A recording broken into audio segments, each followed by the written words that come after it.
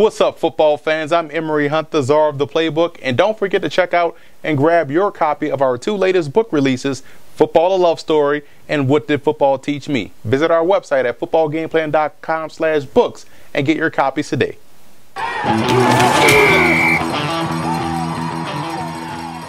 Welcome to NFL Game Plan. I'm Emory Hunt, the czar of the playbook, bring you our Week 2 preview between the Tampa Bay Buccaneers and the New Orleans Saints. And we're going to break this game down in only a way Football Game Plan can, from keys to victory, coaching points, whiteboard workouts, film session breakdowns, and even fantasy football advice. But first, let's start this video off by taking a look at my keys to victory.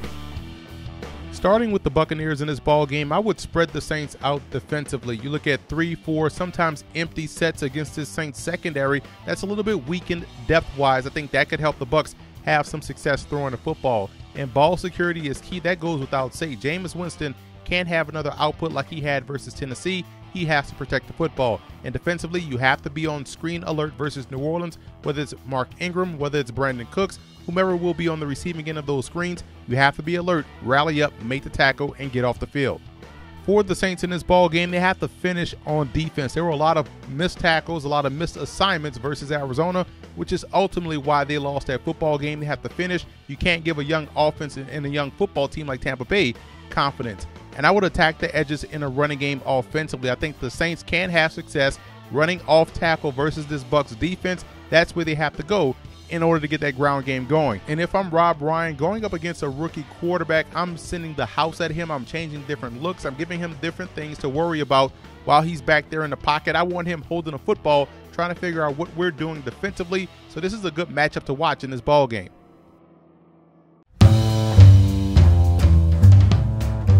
We saw last week Jameis Winston struggled in his rookie debut versus Tennessee. Now this game versus New Orleans, I think to help him out, they have to get the ground game going. And I'm going to draw up a play that shows how Tampa Bay can get to the outside versus the Saints defense. Show you what we're talking about here. I love their two tight end personnel with Austin Seferian-Jenkins and also Brandon Myers. And I'm going to show you how they can get both guys, whether it be Seferian-Jenkins, Luke Stocker, ASJ, Brandon Myers, whomever they want to put out there. I like their tight end personnel, and I think that can help them get the edge versus the Saints ground game on a quick toss to where you have Doug Martin now picking where he wants to go, because there are going to be several lanes created by doing so. And the way the Saints have aligned this defense, I'm going to show you how they can get this done by getting both guard and play side tackle out on the move against these smaller guys right here. So what we're going to do right off the bat, we're going to make sure our backside is protected. We're going to have this guy zone block up, perhaps get this backer, our next threat, flow threat. We're going to have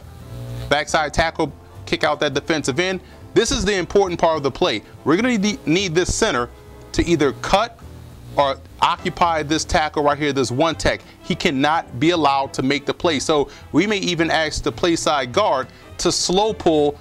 Make sure he gets a good hand on him, then pulls, so that way you give the center time to get over there and get him blocked or get him cut. So now what we're doing front side with the tight ends, we're going to have this tight end blocked down on the defensive end, have the flank tight end blocked down on this outside backer. So we've sealed the edge with two tight ends. So now we're bringing the big boys around the end, and they're getting first threat, whether it be backer, whether it be safety.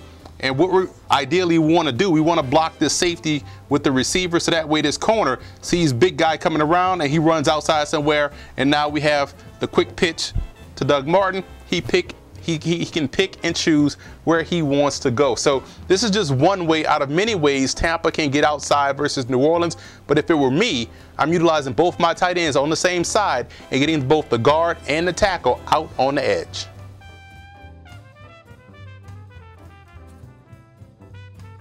Opening up the Saints playbook, you see attitude and want-to equals great run defense. And we saw this in spurts last week versus Arizona.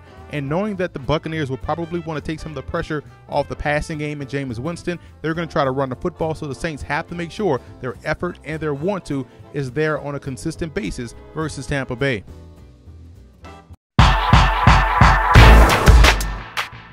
My X factor for the Buccaneers in this game is none other than quarterback Jameis Winston. They really need to get him into a rhythm early to reestablish his confidence, and what they could do is give him a lot of easy throws. As far as the Saints are concerned, my X factor for them is definitely none other speedy receiver, Brandon Cooks. He's somebody that can get the ball downfield. They can get him the ball in the quick screens, do some electrifying plays to really get this crowd in the game and reestablish themselves as a threat on offense. As far as the prediction is concerned, I'm going to take the Saints 27, Buccaneers 10. Well, the Saints have shown that they can be an explosive offense even without Jimmy Graham, while the Bucs left little to be desired from their first week matchup with the Titans. I look for the Buccaneers to instill a little bit more confidence in Jameis Winston, let him run a little bit more no huddle, allow him to be more of a general on the field. That's where he has been the most successful. On the flip side, I think that the game plan that New Orleans had going into week 1 will be the game plan they should have going into week 2. Get the ball to Brandon Cooks in any kind of way you can.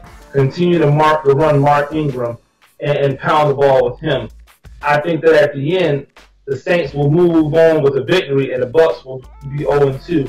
I look for probably a lopsided victory, 35-14 Saints.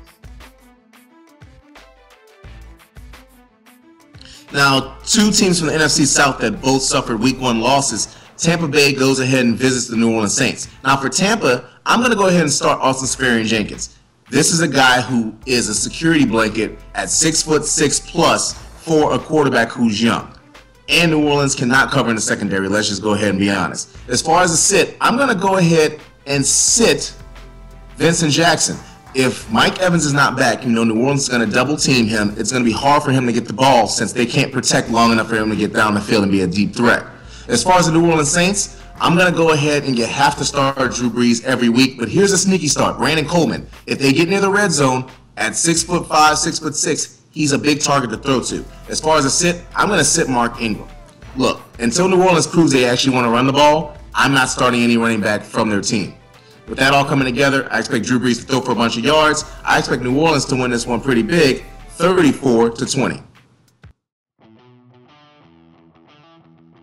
I like the Saints in this ball game. I think what you'll see New Orleans do is get back to what they've talked about all offseason long, the ground game. So look for a heavy dose of Mark Ingram, look for a heavy dose of Kyrie Robinson, and for Drew Brees to operate off play action. And defensively, look for Rob Ryan to dial up the blitzes versus Jameis Winston.